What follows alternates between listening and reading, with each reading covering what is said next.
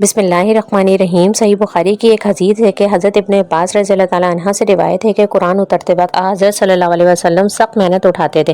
منظمہ میں ان کے ایک تھا کہ آپ اپنے دونوں ہونٹ ہلاتے تھے۔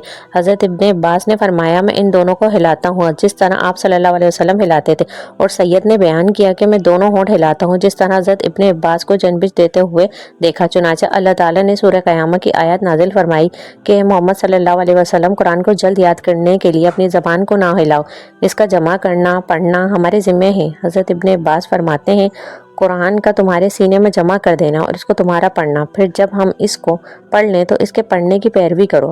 ابن عباس رضی اللہ تعالیٰ عنہ کہتے ہیں یعنی اس کو سنو اور چپ رہو، پھر یقیناً اس کا مطلب سمجھا دینا ہمارے ذمہ ہے، پھر بلا شبہ میرے ذمہ ہے کہ تم اس کو پڑھو۔ اس کے بعد جب جبرائیل علیہ السلام آپ کے پاس آتے تو آپ صلی اللہ علیہ وسلم غور سے سنتے، پھر جب جبرائیل علیہ السلام چلے جاتے تو آپ کو رسول اکرم صلی اللہ علیہ وسلم پڑھتے جس طرح جبرائیل علیہ السلام نے پڑھا تھا۔ سبحان اللہ۔ اگر آپ لوگ میرے چینل پہ نئے ہیں اور اسی طرح کے اسلامک انفارمیشن اور اسلامک ویڈیو دیکھنا چاہتے ہیں تو میرے چینل کو سبسکرائب کریں، لائک کریں، تاکہ اسی طرح کے اسلامک انفارمیشن آپ کو ملتی رہے۔